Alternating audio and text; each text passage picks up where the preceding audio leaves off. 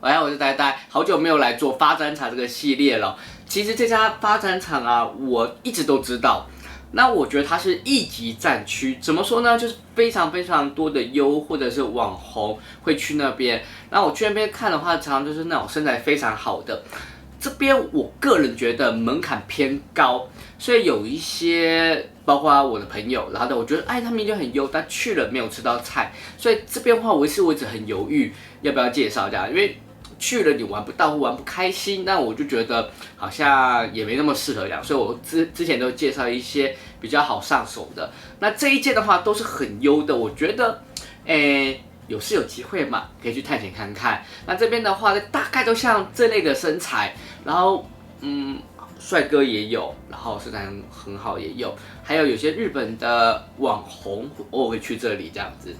那我偶尔也会去了，但是大概半年去一次，所以应该是遇不到我。那大家会介绍今天的地理位置、价格、格局、营业时间，还有它的优缺点，还有我个人在里面发生一些小故事，可以看到最后就可以听到这些小故事咯。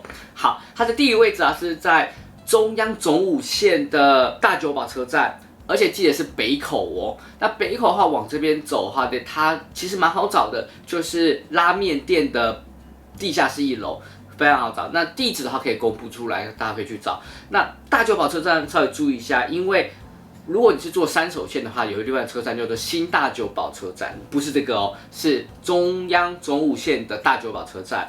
那可以按照地址是最好找的。价位的话，通常是1600。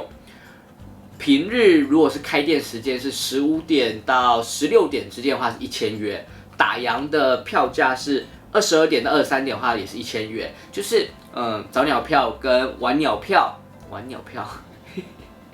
晚一点的晚鸟票不是啊，好，晚鸟票的话也是1000元。那通常这段时间人比较少一点，当然就比较便宜一些。它的营业时间呢，平日都是下午3点开始，假日的话是1点开始。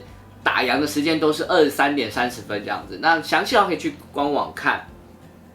那风格的话，其实像大家之前会介绍一些是守则日啊，这些我仔细看了一下，只有周六的话是后空内裤，但是我记得蛮多人这一天啊也是守则，然后我观察了之后，发现到基本上每一天都守则，所以你把它当成这件事守则。那你如果担心的话，你可以带一个后空内裤，就周六去的话，那你就可以穿起来。那这件格局啊，进门的时候，那当然就是柜台，那他会给你一个塑胶袋，就是你可以装你的鞋子，然后提着之后去付钱。付完钱之后，他就给你的鞋柜的钥匙，然后再把鞋子放进去柜子里面。就可以去洗澡了。那它洗澡的话是有2间，它分别为1号跟2号的浴室啊，不是1号跟0号哦，是1号的洗澡间的话，当然就是1号使用，跟要回去的人使用。那2号洗澡间的话是偏0号专用的，那可能是可以洗大肠等等的部位，这家店是有这个区分的。浴室的旁边呢就是厕所，之后转进去就是发展区了。它这个发展区啊其实蛮特别的，最主要啊可以看到图里面还有一个 T 字形那边是最主要的狩猎区，因为大家都会在那边走来走去。然后这边的话也有一个玻璃镜子，还蛮多人喜欢在那边看自己的。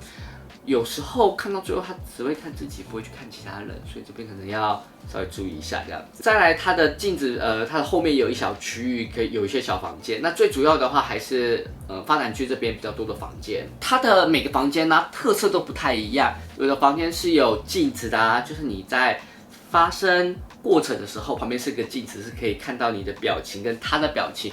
我个人蛮喜欢这个的。然后有些房间呢，是它的墙壁上会有一些挂钩，可以挂脚或固定脚的这样子，所以说对于一些长时间作业的人的话，这个房间其实蛮适合的。但它每个房间都有不同的特色，我觉得可以去体验看看啦。再来是它的一些注意事项啊，它注意事项其实林林总总写的非常的多，详细我建议还是去官网看。然后我这边汇整了一点点，就是比较重要的，它人太多的时候啊，会有人数限制，就不能再进场了。怎么去看呢？它有一个告示板，告示板的话，它就会写说入场限制。它之后，例如说人流够了，或者是可以在入场的话，还会再另外再公告。这件的话，1号是戴右手，左手是0号，部分的话是戴脚，它没有分是哪一只脚这样子。可以戴中间的脚。毛巾的话，这一间是可以一直替换的，像有些店的话，它是最多替换2次。但小毛巾其实说实话，很容易用1-2次就会超级湿的，很难擦干。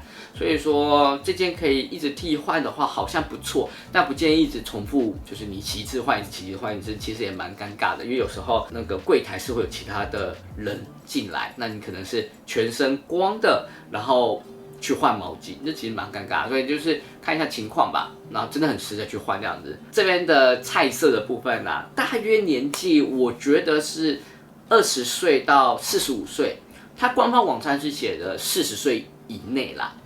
然后假设是40岁以上的话，必须是身材好的才可以。我个人就觉得有点太严苛啦。我基本上看起来觉得45以内看起来像的，基本上都可以入场的。然后头发太长的话也是不行的。大部分我看的时候啊，身材脸蛋大部分都会有1个的。那壮龄我当时去的时候觉得蛮多，可能也是因为时段的关系。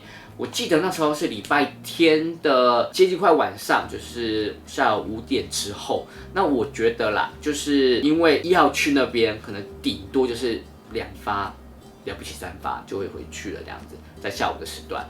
所以说能一直有续战率的，大部分就是0号。所以说礼拜天的晚上，大部分就是0号偏多。我个人觉得当时也会有蛮多的1号在，所以我觉得你就把去的时间拉长，一定会遇到你想要的菜量。个人当时的站姐，我去那时候去一下，因为我当天是去2间，那我是另外一间的话，我下一次会介绍。那我这一次先介绍火山这样子。那这边的话，我那时候比较晚去，所以我其实有点累了，那就待1小时，是1个人这样子。那这个人我其实也在软体上聊蛮久了，然后看到好久不见，我们终于见面了，然后就做这样子，所以速度算蛮快的。但是在这个之前的时候啊，我个人是觉得挺累的，因为蛮多人他就是会一直看玻璃啊，然后照镜子啊，然后有些非常壮的话就一直秀身材，然后一直就是挤2头3头啊，然后没有人要看人，然后有人去跟他例如说打招呼，要不要做啊之类的，他就看一下，然后他就这样看他，然后去看镜子。到底这样子，所以其实蛮难懂他们在想什么的啊。那也能明白那些非常非常非常优的人，一直有人跟他搭讪，他可能有一点点，比如说给予机会，那可能对方就会一直搭讪，也有可能这样子。所以他可能要用比较明白的方式，简单明白的方式告诉我就是不 OK 这样子。但我有时候观察很久，就快30个小时，他们就是一直这个状态，所以有时候不知道他们在想什么。我有遇过是那种他是身材非常好的，他会自己去大房间，然后给大家玩，这样的人也有。所以说，我觉得有事有机会，这一间千万不要怕被拒绝。你怕被拒绝的话，就会一直没有机会。只要你敢尝试，就一定有机会。那这件的缺点呢，我个人觉得有时候有些人太过于激烈。例如说，我看到有一次有人搭讪，他可能摸他哦，然后他是直接把他的手这样抓，然后甩掉这样子。我想说，需要那么激烈吗？通常就是不好意思这样子，就很明白了。那我觉得这反应有点太过这样子，那心脏要够强大的再去，或者是非常优的再去这样，不然我听到我周围的朋友非常非常优的哦，我觉得他身上超级好，他体脂超级低，但去那边却受伤的人也有，所以真的很不一定。那我有朋友，他是偏小熊的，他去那边大吃特吃。我觉得去发商场就像是投资一样，投资都有风险，所以去发商场也会有风险。你只要敢冲，就有可能有机会。那当然，个人是建议是下午的时候再去。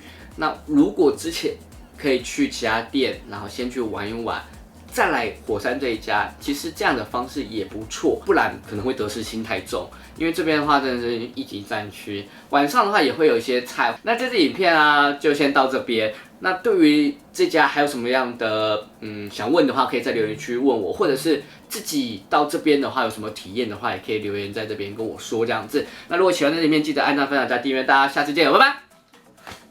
OK， 我是呆呆。那我们这次要来介绍的是发展场啦，好久没有做这个事啦。好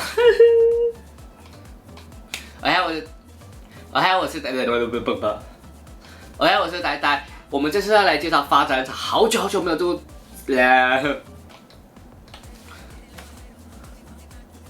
然后相亲几家这就，那投资都有赚有赔，投资都有风险。我觉得去发展场不要得失心太重，不然容易受伤。其他地方受伤还好，心脏受伤受不了。好了。